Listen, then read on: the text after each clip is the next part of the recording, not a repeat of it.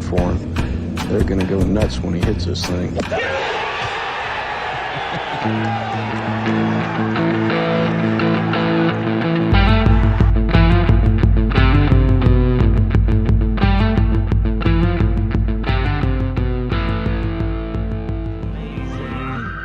Yesterday's price is not today's price. Yo. Welcome in and hello, golf fans. This is the Preferred Lines podcast. My name is Joe Idoni. It is Monday, September the 30th. The United States just won the President's Cup by the largest margin of victory in the history of the event, albeit highly entertaining and actionable event. I loved every second of it. I've consumed more hours than I would have ever imagined consuming of the President's Cup. Got super into it. Was an awesome event. This week, we're back to a regularly scheduled fall swing 72-hole stroke play event at the Sanderson Farms Championship, which will be once again held at the Country Club of Jackson in Mississippi. Pretty nondescript golf course. Can't get too fired up about it, but sometimes it's not about the course. It's about the event and the storylines that could potentially be there. And I really like these sort of events, guys, where you get these opportunities for players to break through and create stories that we're not as familiar with. It's not always, the king rises to the top. Sometimes it's about perseverance. It's about a life-changing moment for someone, and that's what we could get this week at the Sanderson Farms. Before we get too far into the show, you see there scrolling across the bottom, this show is still proudly presented, and I am still proudly a member of the team at Rotoballer PGA. Their NFL team is absolutely slaying it right now. If you're looking to a little pick-me-up after week 4 for some fantasy advice, they're absolutely crushing it over there. Not to speak of the golf team that we have. Our boy Byron was on site in Montreal as a member of Mayo Media Net this week. Looked like a ton of fun. Shout out to Byron. Was actually considering having Byron on the show tonight. He apparently had quite a hectic travel day. Hasn't been home in 11 days. I said, take the night off, bud. I got you. We're going to run solo PL tonight. If anyone's here and has any questions or would like any sort of reaction whatsoever to the show, say something in the comments. Let me know you're here. Say hello. Make fun of me. Anything would be appreciated, as well as your support with a like, a subscribe, maybe a share with a friend. Help bring this show presented by Rotoballer to the people. The team is going to continue to put out work over there throughout the fall swing. I have a free course preview article out now. I detail the history of the Country Club of Jackson. I talk about their history from a statistical standpoint as a PGA Tour host venue, which it has been for the last, I believe this is going to make year 7. Prior to that, they hosted the Microsoft Golf Championship here. So we have a long history of data and analytics to study about Jackson. I went through all of that. I talked about some of the course-specific notes as well. Also out completely for free is my top 10 power rankings, where I go through the top 10 players in the field this week that I think have the best chance to succeed. If you see either one of those articles on my Twitter page, would appreciate a like and a share there. Okay, let's get into some hitters here. President's Cup recap. Man, that got sweaty. So did not have a pre-tournament bet. I ended up taking Team USA at minus 180 and minus 200 early in the day on Saturday. There was a lot of gold flags on the screen on Sunday that made it a little bit uncomfortable. I thought that Sunday, all the matches on the course was fantastic viewing, despite what I thought was an abysmal performance by NBC and the amount of commercials and playing through that were shown. There were times when I tracked and we got 3 golf shots in between commercial breaks and then went back to commercial. More picture in picture. Give us more of that. Like, it's okay to show us 2 or even 3 things happening at one time. Look at what YouTube TV is doing with the NFL. Look at what the NFL is doing tonight. They're stacking side by side NFL games for Monday Night Football. This was unthinkable that they would ever compete 2 games head to head against each other a few years ago. our attention spans have evolved and our brains are naturally magnetized to 3, 4, 5 different points at once. You have the ability to do that in pro golf better than almost any other sport. Give us as much action as humanly possible and see if our brains can handle it. That's my take on that. Congrats to Team USA. Keegan getting the winning point, I thought was very fitting. He played awesome the first day. Ended up being able to scratch out that point in the end there on Sunday after it getting quite nervy for him. I am very optimistic about Keegan's what he's going to be able to do as captain of this team in Bethpage. He has got a great group of young players, probably the best core four, and I'll talk more about this in a minute. But between Xander, Cantlay, Morikawa, and Scheffler, that is a group that, and I know this is sort of cliche, and we always talk about this, the core, but that those four are going to be around for a long time. And there are four guys who are stoic and four guys who are killers, and none more than Patrick Cantlay. But Keegan Bradley, I think a lot of good this did him this week, understanding the team dynamic in between sessions, understanding the speed at which these events operate and the responsibilities of a captain. He got to watch Jim Furyk, who I'd honestly give like a C. I think that coming out to a 5-0 lead and then immediately losing that the next day could potentially be an indictment on his preparation and celebrating too early. Now, a lot of that's on the players. I'll fully be one of the first to admit that I think that's the case in this scenario. But still, not being able to refocus your guys and getting swept off the board on Friday was a bad look. The most unexcusable bad look, and the reason, in my opinion, he goes from probably an A- to a C on his grade is there are fundamental elements to the golf course in Montreal that were decisions should have been made a year ago about. When you figure out that you're the captain and the first thing you do to scout the course, the most fundamental, easy thing, right? Question number A, you should ask yourself when being the captain of one of these teams: where are the par fives? Where are the par threes? How is the course oriented? And how can I use that to my advantage? One of the unique things about this golf course, and we all saw it and we all know, is in these scenarios where it is alternate shot, the same player will tee off on all four of the par threes. That's like jump off the page 10 months ago stuff for Jim Furyk. And what is the easiest, most simplistic use of analytics there? You say, I have one of the probably 2 to 3 best iron players in the entire world, maybe the best mid-iron player in the world. I'm going to have him tee off the par threes. This is like first grade elementary stuff here. Let me have Colin Morikawa tee off on the par threes. You're going to put him out there in a pairing with Sahith, who is not even in the top 100, I would imagine, in that statistical category, versus one of the best players in the world. And the failure to not get that right is an indictment on the entire preparation that whatever this board that puts together Team USA in these events, and if it's different, it's different, but who's ever stacking this together and on this department of let's give ourselves the best chance to win. That's your job. That's your job as a coach. That's your job as a captain. Do not mess up time management in football. Do not screw up the situation with challenges and timeouts in football. Put your players in the best position for them to succeed in any sport. It's job number one. And him failing in the most obvious scenario on the board with those two players speaks to a lot about, I think, the lack of preparation or maybe just the ignorance to analytics that resides in this Team USA team room, where it's so much about who's friends, how do they want to play it, whose feelings am I going to hurt, what do I feel is the right thing to do. Take it out. You're a coach. Put your players in a position to have success and put Colin Morikawa to tee off on the par threes. Simple. Other notes that I have here. How good is match play?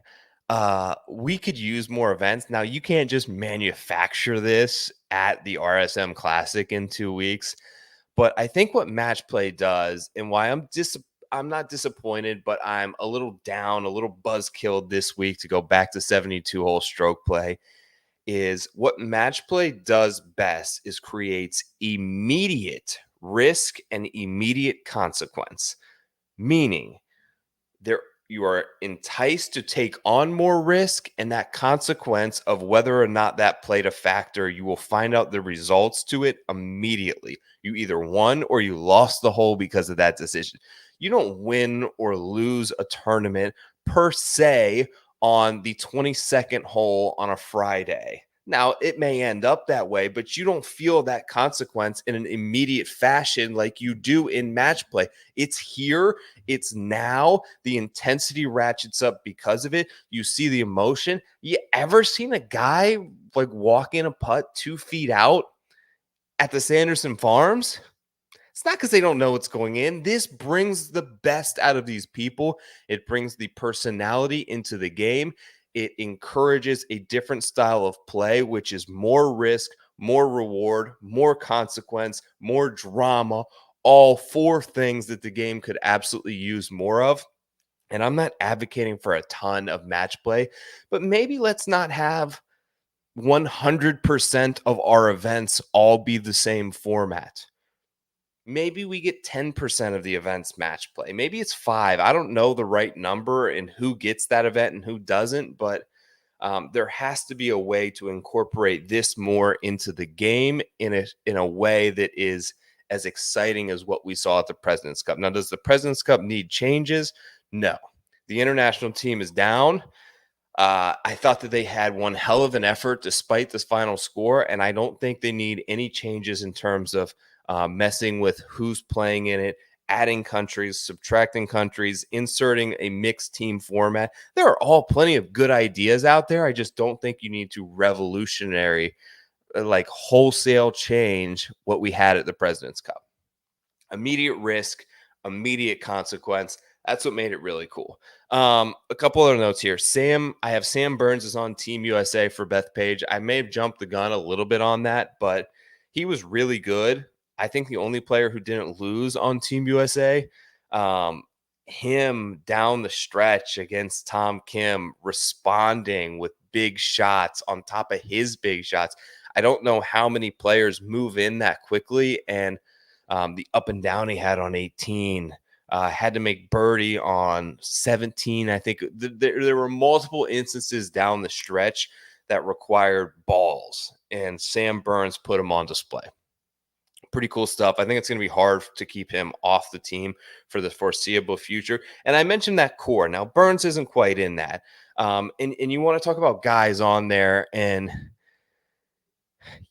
I get brought back in and sucked into the vortex that is Pat Cantlay for these events more than any other player. His positioning on the PGA Tour policy board frustrates the hell out of me. His actions and non-actions in many cases on the PGA Tour regularly disappoint me. But this guy is the core. I talk about those 4 players. It's Morikawa, it's Scheffler, it's Xander. I think you ask any of them, let's say this thing was tied, right? I'm going to talk about the last Ryder Cup or the last President's Cup. Either scenario, either team, either situation.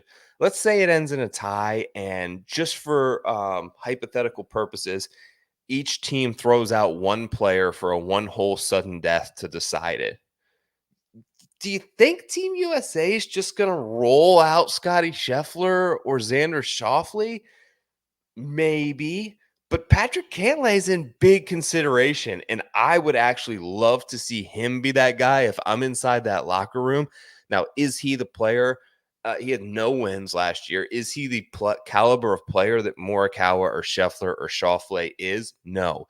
Will he win half as many stroke play events? Probably not. Will he ever win a major? I don't know, but you put him in these situations where risk and reward are heightened, where consequence is immediate, where control of your emotions is paramount, and this guy is a stone cold killer and beast. It's super fun to watch. The only one I've ever seen that would remind me of this is maybe Patrick Reed, but I even think Cantlay is on another level. Give Team USA a 15-foot putt to win, and there is no other person, there is no other American on the world that I'd rather have hit that putt right now than Patrick Cantlay. For him to, and let's give him credit, because as much as I rip on him, his actions speak louder than words in these scenarios, and his ability to stand there stoic and not get down with the antics of Wyndham Clark and chirping back. But in the moment when the other team is got the home field advantage and they're putting it on you, and Siwoo's putting you to sleep, and Tom Kim's running around, and the fans are going wild, to not react and to hold in all that emotion and then transfer that into positive energy that comes exploding out when you make the last hole, to let that just build and explode in that moment and come through clutch time after time after time is worth something.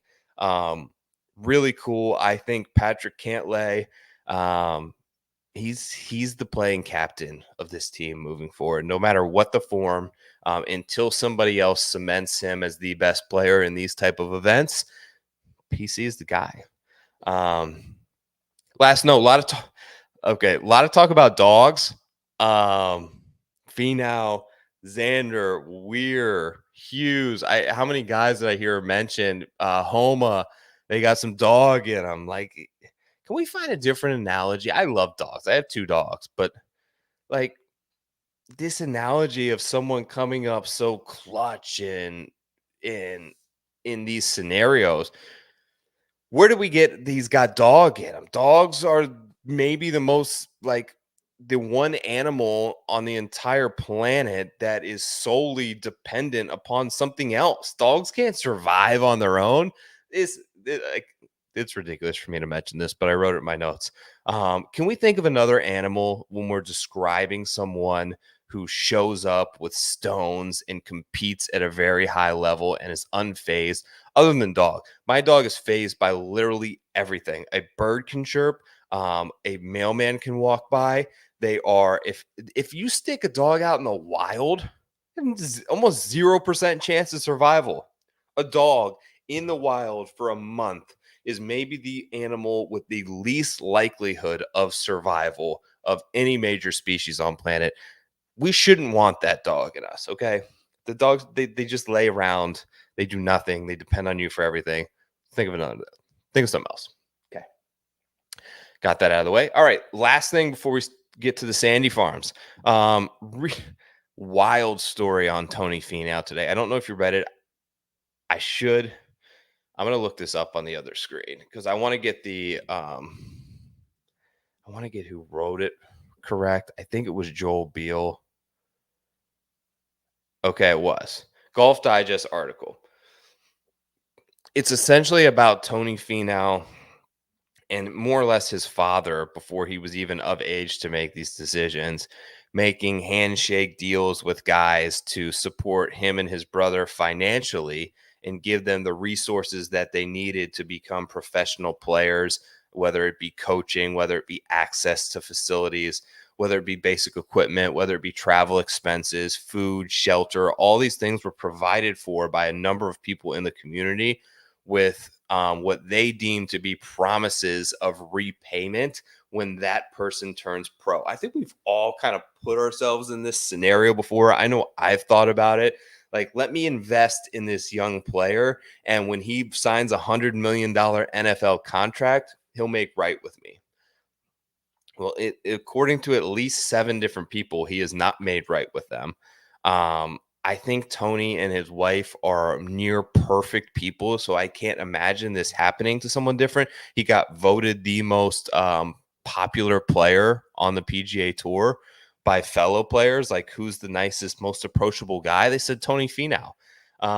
He appears to be a role model, but it just kind of goes to show you that there are the public and the personal side to all of these guys, and we don't really know what's going on in their world, these lawsuits. And I imagine also I feel for Finau in a bit of this feeling of, okay, I made it professionally, and almost feeling entrapped or indebted to these people who helped you get there that aren't like, I'm not talking about your dad, I'm talking about businessmen in the city who bought you meals, or in many cases contributed several thousands, if not hundreds of thousands of dollars to this cause.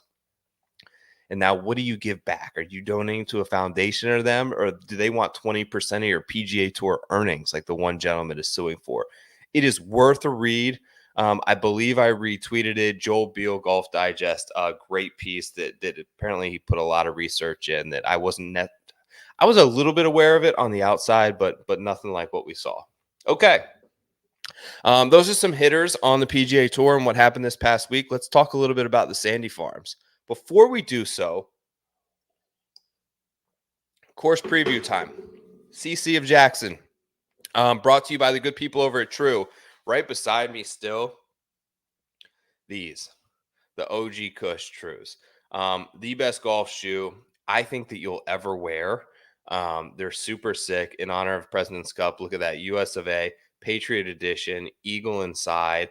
Like, there's so much attention to detail here. They are super comfortable, wide box at the end, so you're not squeezed in. Just a great golf shoe. You should check them out. True Linkswear.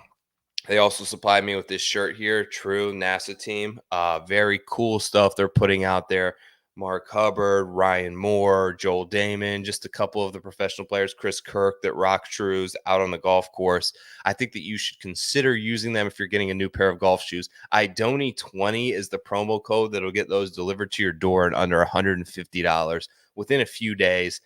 Shipping's free on that as well. True Linkswear. Go check them out. They're the sponsor of this week's course preview. Okay.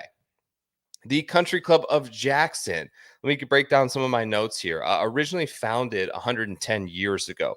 The original design, from my understanding, was a Donald Ross design that in the year 2008 was completely like torn down to the studs by this guy, John Fott. He attempted to lengthen the course for more regular PGA Tour events.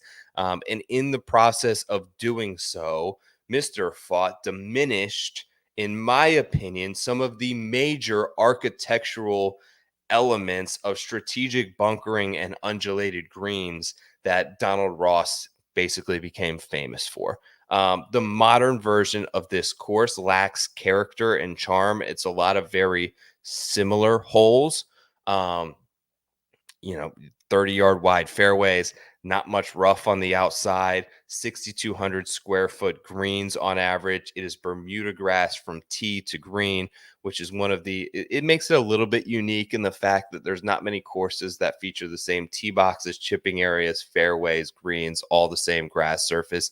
It is what it is. I think we've seen a variety of players with different skill sets compete here and win here. Like, you've seen a great putter like Mackenzie Hughes, and you've seen a great driver like Luke List and like Cameron Champ.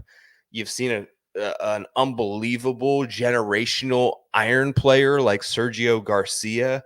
I think what it does is accentuates your best skill set, and when you're really on, you can really score at this golf course. It is 7,400 yards on the scorecard, excuse me. When I say that sounds long, but this is not a long golf course by any stretch of the imagination for PGA Tour players. They are encouraged to often hit driver. There's not much penalty whatsoever for a miss, so you can absolutely deploy that bomb and gouge strategic emphasis on many of these holes without fear of being disadvantaged for a relatively small miss. There are a bunch of par fours, including 4 on the front 9 that are under 420-yard holes. If you take driver there, you got a little 100 yards flip approach wedge or 56 degree coming in. There's also a 330-yard drivable par 4 15th hole that many players you will see attack. The par 5s are four of them, all reachable with a good drive. Now, this course normally plays relatively firm on the fairways. I will be somewhat interested in if there are any impacts from a lot of rain from the hurricane that sort of swept through last week. I think this was out of that cone of downpour and destruction that this thing left. Shout out to my boy DB in Augusta and anyone else in Georgia dealing with what's going on right now based on what happened with the hurricane. Major flooding, power out. I've been there through hurricanes. It's not fun. It gives you a hard dose of reality and mother nature and perspective at the same time and what's important. And I know he's there with his family and his wife, and wish them all the best, and anyone else who's dealing with some of the ramifications from that storm. Thoughts and prayers. Like I mentioned, greens are pretty flat. They do have a little bit of runoffs on the outside. They're kind of small, but if you're on there, they're makeable, right? You've got a flat 15 to 25 foot putt that is not so slick on the back side of it that you have to worry about it. You can be aggressive with your putting in this course. The fairways are pretty wide. Bermuda rough, which is awkward. It's only 2.5 inches, but can be awkward to control spin and be less predictable.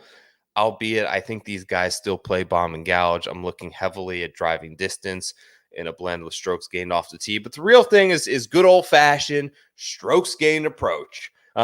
Who's doing it the best over the last 30 rounds? Here are the top 10 players in the field in strokes gained approach over those 30 rounds played. JJ Spawn, number 1. Ben Griffin, 2. 3 is Doug Gim. 4 is Mac Meisner. 5 is Patrick Fishburne. Damn. 6 is Ches Reavie. 7, Chan Kim. 8, Will Gordon. Out of nowhere, Will Gordon. Holy shit. 9, Nick Dunlap. 10, Nick Hardy. Sprinkle a little Bermuda grass putting into that model never hurts. In terms of approach buckets, 75 to 150 yards is the one that I'm using this week. The last 2 years have each had over 40% of approach shots come from that range. That is wedge range for players. It's about 8 to 10% above PGA Tour average that you would expect. What's up, Peter? I appreciate you with the first comment on is Daniel Berger cooked? Pete, he's done. Daniel Berger is well done. Daniel Berger is, I think, just comfortable playing his 8 to 10 events a year and maintaining the mortgage on the boat that he has, straight vibing. Burgers, I hate to say anyone's cooked, Peter, if I'm being totally honest. I've been hesitant to say Tiger's cooked. How can I say Dan Berger's cooked? Brooks seemed like he was cooked at one point. Bryson, players get it back. I just don't see the motivation. I just don't see the motivation to get back on top with Daniel Berger. He seems to be very resistant toward doing any media. There is still, I think, this cloud around that injury that caused him to miss like a year and a half that didn't totally make sense and he never really wanted to spoke about. He was your Sam Burns. Yeah, I think a lot of people love DB. Like there was that time when he wanted, he was out there in Pebble and he was here at the Honda playing really well, and local guy down here, always cheer for him.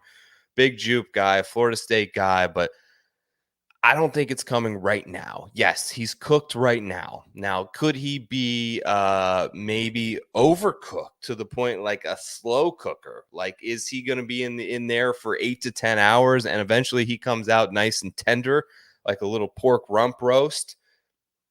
Maybe. I'm not going to rule it out. He's cooked right now. Lastly, one thing I factored into my model, birdie or better percentage from the rough.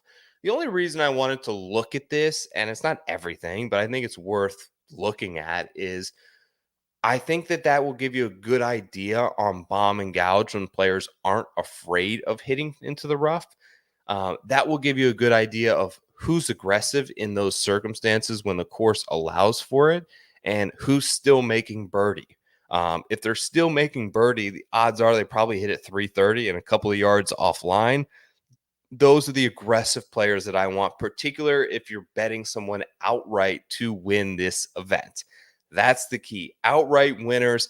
That's what we're looking for. That's what we've always been searching on this show. I put some top tens and some matchups in there, but outright winners is really what we're looking for to bring it home. All right, let's look at the odds board. Let's bring it up right now. Cue up the board.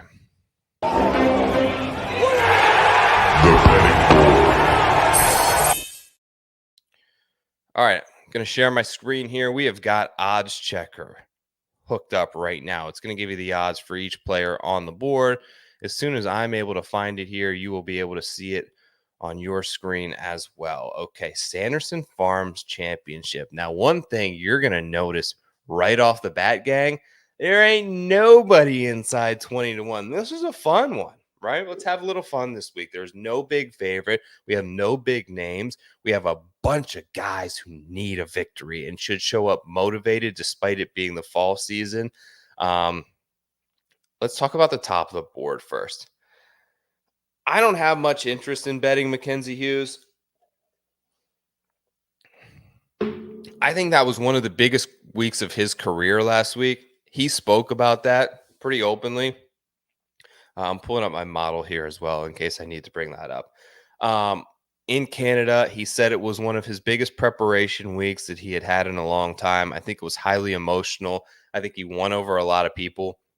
The guy got down on one knee and chugged a 16-ounce beer to open this thing up early in the morning. Shout out Mackenzie Hughes. Shout out Golden Flashes right behind me. You're a dude. I appreciate that. I don't think you're going to win this tournament. I know you won this thing 2 years ago, and he came out of a little bit of nowhere when he did so. He hadn't had great course history here. He wasn't in fantastic form at the time. But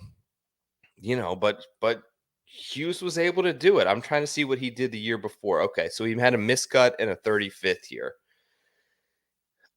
I'm not going to get behind Mackenzie Hughes. He is still 119 in strokes gained off the tee in this field, so he's in the bottom 20% in strokes gained off the tee. Was not particularly sharp with his irons or driving it last week.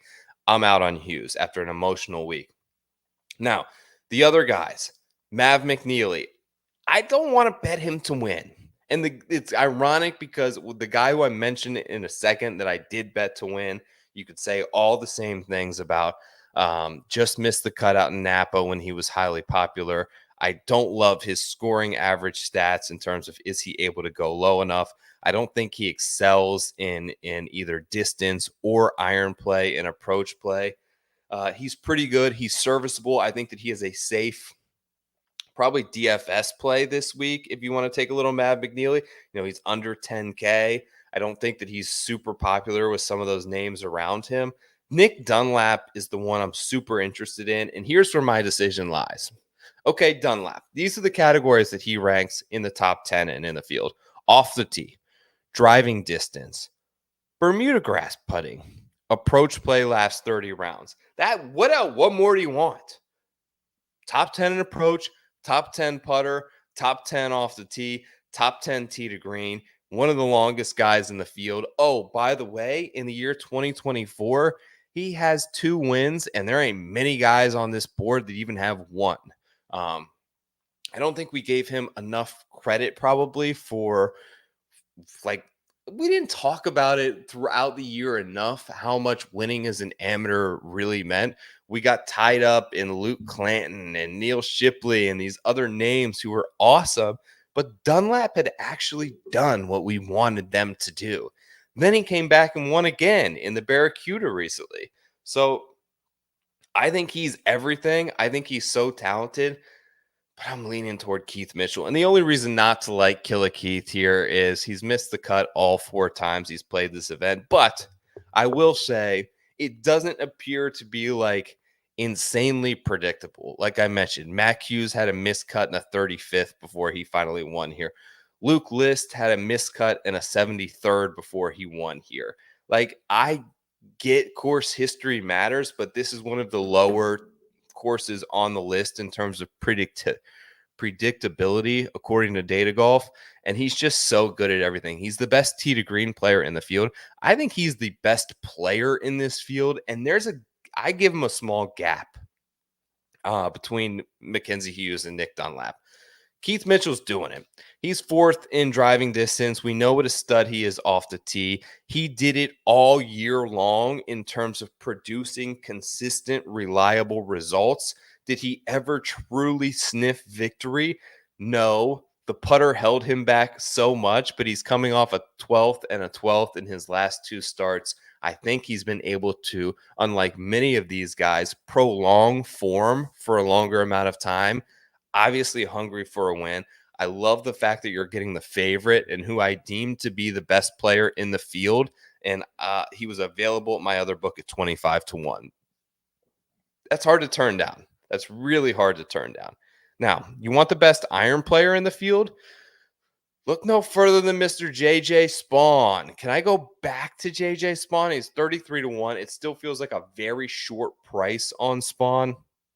I think there are a lot of things to be highly encouraged by. I do actually like this course fit quite a bit, although I would prefer him, if I'm really thinking about it, on courses that demand more precision off the tee, because here with bombers are able to sort of swing hard, it disadvantages. Okay, so if Keith Mitchell and Nick Dunlap are able to kind of swing out of their shoes without a huge consequence for their lack of ability to hit fairways, that disadvantages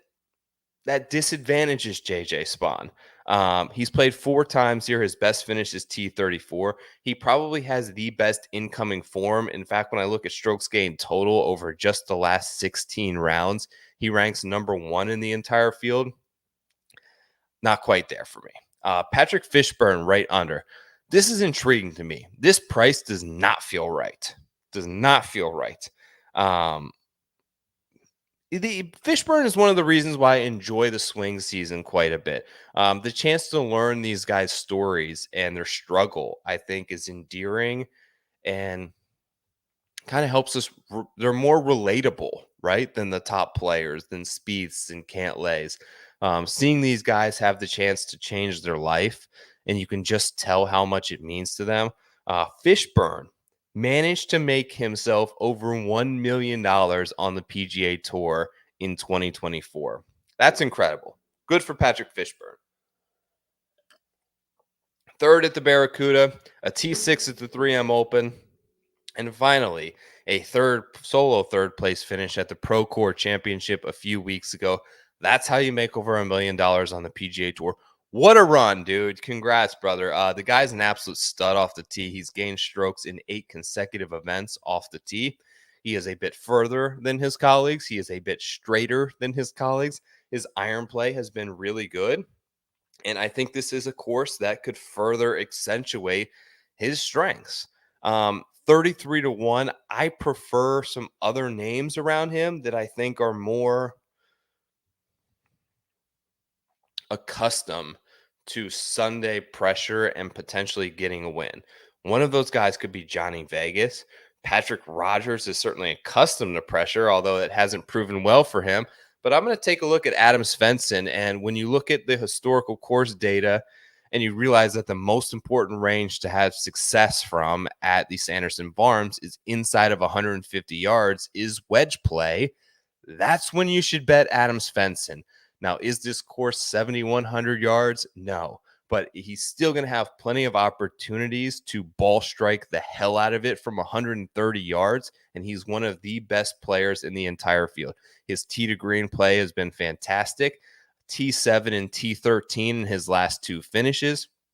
He finished 16th at this event last year. He's also elected to play this event in 4 of the last 5 seasons, which to me, reading between the lines a bit, say that he kind of has an eye for this golf course. Something about this fits with his game, and he seems to raise his level of play in the fall swing. Now, is that because the level of the field drops?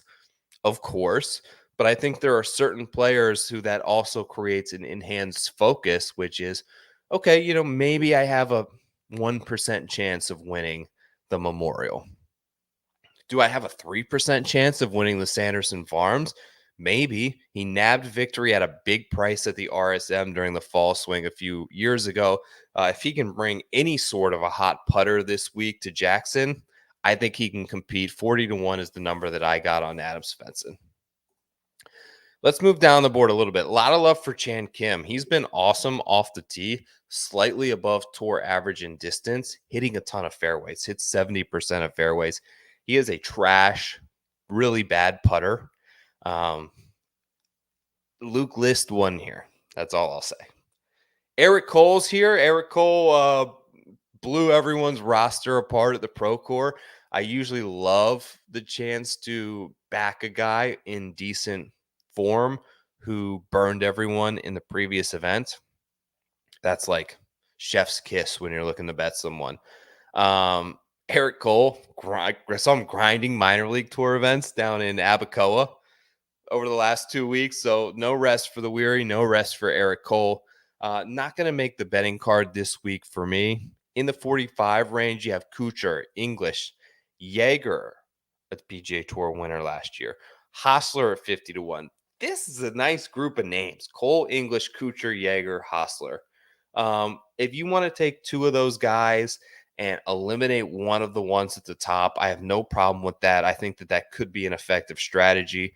I'm having a little bit of trouble picking, so I took Svensson instead.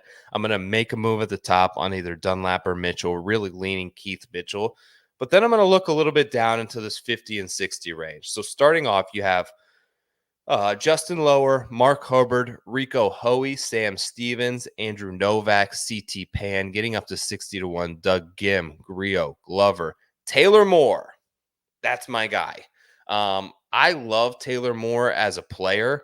Let me pull up some of his stats here that I had that really kind of accentuated why I like him. Top 20 in the field in driving distance. Really good putter, particularly on Bermuda grass. You see those splits in hands. Does he check the box of some course history? Yeah, he's finished top 25 both times that he's played this event.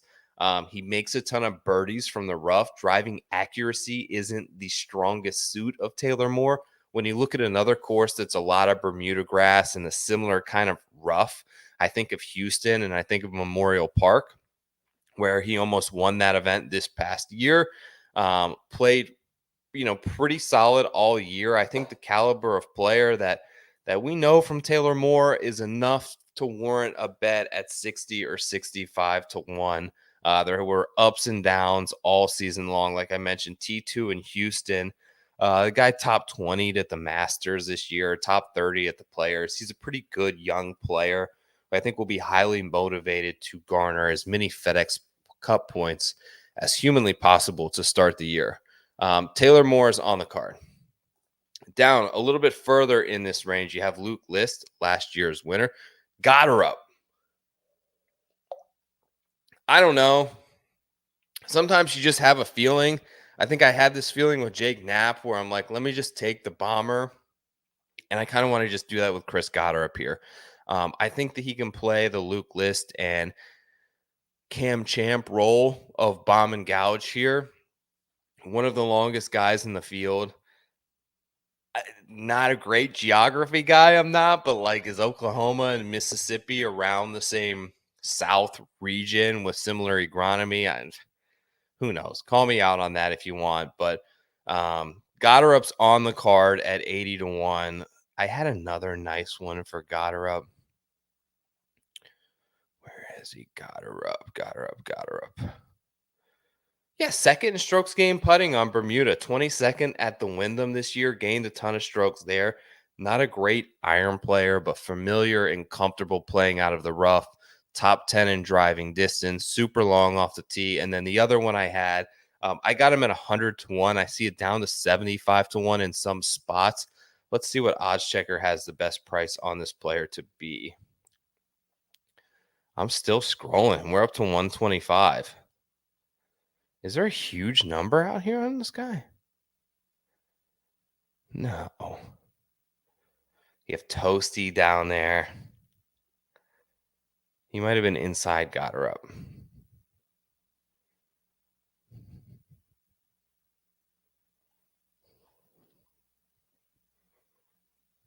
I don't even see him on this list. Here he is. 100-1. That's what I got. This 80-1s, 100-1 is the best. Nick Hardy. I kind of put Nick Hardy in a very similar mold to Taylor Moore.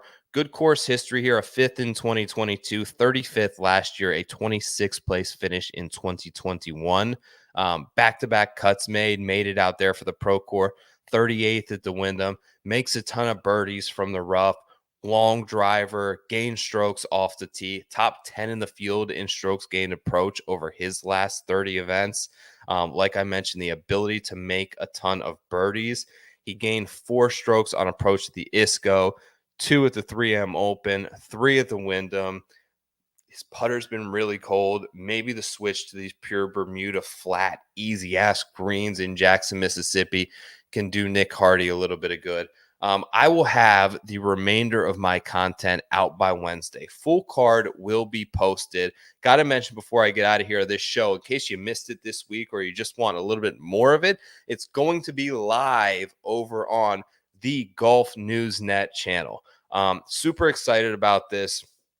A friend of the program, Ryan Balaji, offered to be a part of their 24/7 streaming golf only specific network for the hardos, for the sickos, for the nerds out there. And there will be a time slot each and every week for you to live stream Preferred Lines along with everything else. It's available on Roku and different apps direct to your TV. Super pumped up about this. Preferred Lines to the absolute moon. You guys are awesome. Anyone who stayed for this entire video, thank you so much. Reach out in the DMs, reach out in the comments. Let me know who your pick is to win this event. My name is Joe Idoni. Once again, it's been an absolute pleasure to talk to you guys a little bit about the Sanderson Farms on this Monday evening. I'll catch you next time. Good luck this week. Hit you a winner. I'm out of here. Peace, gang.